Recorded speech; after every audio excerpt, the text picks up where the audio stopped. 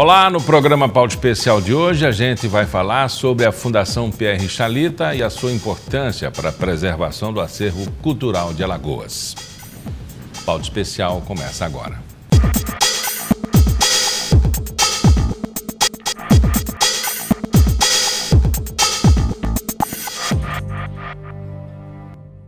No ano em que comemoramos os 200 anos de emancipação política de Alagoas, a gente não pode esquecer de falar sobre a importância da Fundação Pierre Chalita para a preservação do patrimônio cultural de Alagoas. Para falar sobre a Fundação, eu converso agora com a escritora e artista plástica Solange Lage Chalita. Solange, a curiosidade permeia todo esse espaço quando se fala dessa junção de duas pessoas com tanta identidade cultural. Mas como foi criada a Fundação Pierre Chalita? Qual era a intenção daquele momento que se passava, o contexto? Certo. O Pierre era apaixonado por tudo que era obra de arte. Então ele começou, com 7 anos de idade, comprou a sua primeira peça através de sua mãe, que era um espelho oval com a moldura dourada. Ele Aos 7 anos? 7 anos ele fez a mãe comprar. E a mãe não teve o que fazer, saiu, voltou para comprar. Ele tanto aperreou que ela voltou para comprar o espelho e foi a sua primeira peça. Quer dizer, uma criança com 7 anos, já apaixonada por uma obra de arte, já é uma coisa diferente, né? E antes disso, ele recebia cartas do Líbano. Aliás, quem recebia era seu pai, mas os selos, quem ficava era ele. Então, sua primeira coleção foi de selos. E com filatelia, né? Filatelia. E esse amor muito grande pela filatelia. E disse que aprendeu história, geografia, tudo ele aprendeu, literatura, através da filatelia, que começou uma criança, né? Com 6 anos de idade, ele já guardava os envelopes que vinham do Líbano. E assim, ele foi crescendo, estudou no Colégio Marista, depois fez arquitetura, se formou na Escola Nacional de Arquitetura no Rio de Janeiro, e partiu para a sua vida cultural e com outra dimensão. Esse encontro deste jovem interessado pela história, pelo acervo, pela identidade cultural, com Solange, como se deu e o resultado a gente já sabe, mas como se deu? Olha, eu vou fazer uma revelação. Ele foi o rapaz com quem eu dancei a primeira vez numa festa noturna. Eu chegando na Fênix, fantasiada de cigana, com os meus 15 anos, ele era muito apressadinho, né? Não me deixou nem sentar, já foi me tirando para dançar. Eu acho que eu dancei umas 2 horas seguidas. Uhum. Eu acho uma coincidência muito grande ter acontecido isso. O primeiro rapaz, a gente fica sempre impressionada, né? Mas depois eu fui estudar de um lado, ele do outro. E quando nos reencontramos, já foi quando começamos a trabalhar juntos, na década de 70. Em 1970, nós nos reencontramos e aí eu comecei como diretora do Departamento de Assuntos Culturais, a estar sempre junto dele e ele me ajudando, porque era quem organizava as exposições, quem me orientava do ponto de vista da cultura plástica, da conservação dos bens culturais. Ele foi ajudando e junto com isso veio o amor naturalmente. E assim aqui estou hoje sentindo a falta dele, a ausência dele, porque foi muito importante a presença dele nesse estado. A contribuição que ele deu, a luta que ele enfrentou para poder defender o patrimônio e se por ele nada do antigo teria sido demolido. Você vê? A própria cadeia, a cadeia pública, ele lutou muito. Em frente ao quartel-geral um centro de artesanato, né? Ele lutou, foi à rua, mas não conseguia. E tem muita história ali, né? Tem muita história. Precisava e além da história, e hoje se transformou num camelô. Um camelô. E era um prédio bonito. Era um prédio bonito. E que fosse, vamos dizer assim, um centro cultural o que deveria ser, né? Como Recife abrigando fez. Toda essa gente que está lá. Recife fez, aproveitou uma penitenciária e transformou num centro cultural. Vamos dizer que seria uma das frustrações de Solange Pierre, né? Que não se pode falar. Nessa nunca. época eu ainda não estava próxima a ele, eu estava estudando, eu passei 2 anos na França fazendo uma bolsa de estudos e ele já estava trabalhando aqui. Então eu não acompanhei esse iniciozinho dessa luta dele. Como todo arquiteto de boa formação, né, e também interessado pela preservação, ele ficaria estarrecido com o que aconteceu em outras situações, como a Casa Rosa da Pajuçara, a casa vizinho ao Museu Theo Brandão, enfim, todo aquele patrimônio ali da Rua do Comércio, com aquelas frentes, né, bonitas, aquelas sacadas, né, que hoje se transformaram em vitrines de loja, né, enfim, e aquela área do mercado totalmente desfigurada, não é?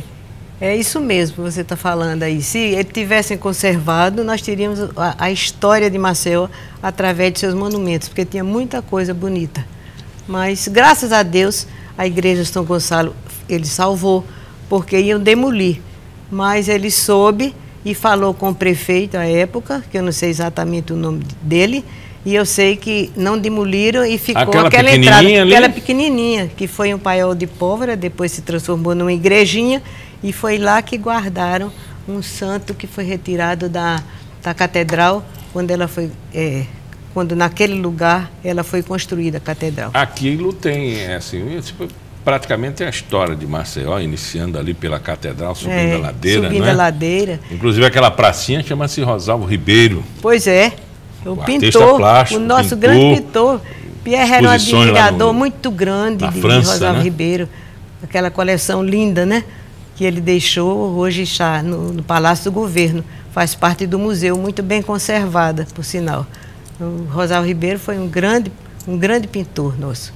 Bom, vocês tiveram, assim, vocês sabem a história, construíram a história, preservaram a história e conviveram com muita gente importante na época. Eu falo do ponto de vista arquitetônico, cultural, né, enfim, e deram contribuição. O Museu Theo Brandão Museu Pierre Chalita foi se formando à medida da vontade do próprio Pierre e a sua também, não é? Certo, eu apoiava, né? Agora ele, em 1980, quando ele resolveu fazer uma fundação. Aí foi em cartório, doou 2.000, através de escritura, 2.270 obras de arte. Então tudo isso faz parte, está numa escritura de doação. Os bens, patrimônio catalogado. Os bens não eram dele, não são dele, não são meus, são da fundação.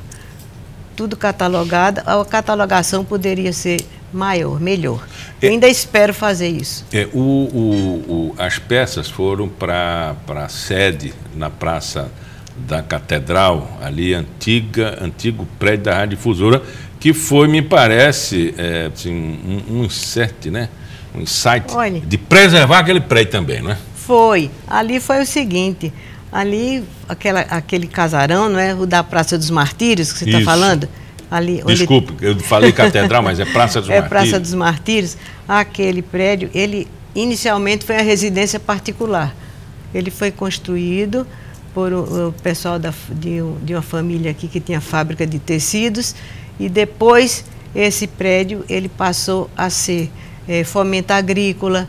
Depois teve 2 secretarias de finanças. Ali foi a Rádio Difusora também. E a Rádio Difusora, são as 3 ocupações, a Rádio Difusora. E a Secretaria de Finanças, né? Não é de Finanças propriamente, Secretaria, é um sinônimo de Finanças, que agora me fugiu o nome. Então, Fazenda. A Secretaria da Fazenda. Quando que hoje eles construíram um prédio ao lado e aquele ficou vago. Então, nós fomos ao governador e pedindo o prédio para montar o museu, e foi dado incomodado por 50 anos, e lá estamos, graças a Deus, bem instalados, porque ficou muito bom. Houve algumas adaptações, né?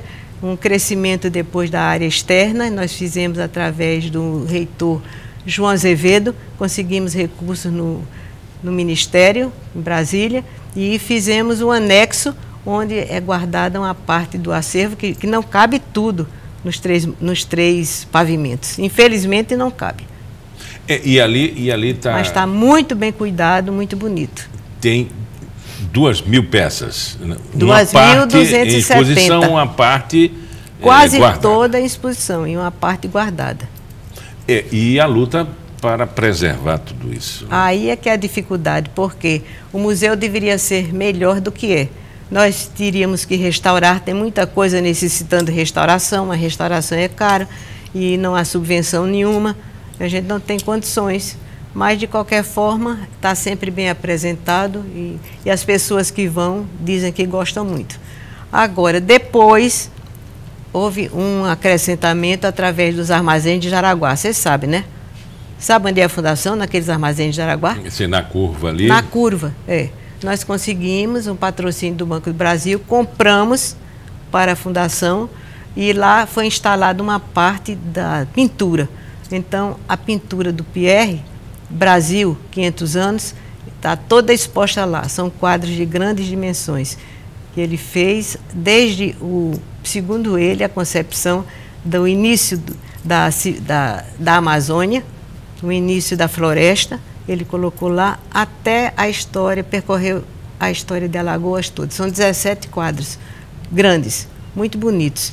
Eu não sei se eles estão aqui, mas parece que sim. Deixe-me... olha, aqui tem alguns que fazem parte dessa coleção. Mostra alguns momentos. Ele tem uma definição, uma trajetória e coleção assim, Brasil, 500 anos. 500 anos. Esse daqui é o Paraíso Tropical, é o início, é o que eu estava me referindo, não me referi bem, mas é o Paraíso Tropical. São as árvores, os pássaros, os animais, todos na floresta. Aqui tem um navio negreiro, só estão 4 quadros, mas são 17. E esse aqui é uma publicação... É uma publicação. De 2010. É. Preservar para educar. Né? Não, 1930, 2010. 2010. Foi o tempo de vida dele. Ele nasceu em 1930 e morreu em 2010. Pierre Chalita. 80 anos. 80 anos. Uhum. Mas essa vontade dele traduzida lá no museu, está aqui os 2 endereços, né? Os 2 endereços. Os 2 endereços. Agora, este segundo... a visitação. Mas o segundo, os armazéns, estão agora passando por uma reforma, porque uma parede de uma fachada estava caindo. Nós começamos há 2 dias a recuperação. No Jaraguá, vocês têm o acervo... mais pictórico, mais pintura. No centro da cidade... eclético, o museu é eclético no centro da cidade. Mas tem muita imagem, altares, santos do Paoco, né? Tem. O térreo é pintura. Por que essa expressão? Até para a gente aprender mesmo. O santo do Paoco, que a gente usa muito, né? Olha, eu não sei explicar. Mas são aqueles santos que eles só têm os membros, né? Que é para vestir, né? E a cabeça. Né? Em geral, escondi os tesouros naquele oco do santo. Isso. Você ouviu falar? No lugar dos pulmões, eram os dinheiros, sei lá o quê, as moedas, as joias. Era uma espécie de cofre, né? Mas eu não sei de onde vem exatamente a expressão, se é daí ou se tem outra razão, porque quando a pessoa não é muito, como se diz, bem... A gente diz, é um santinho de Paoco, quer dizer que não é santo, né? Esconde alguma coisa. Esconde alguma coisa. Olha, depois do intervalo a gente continua a conversar com a escritora e artista plástica Solange Chalita.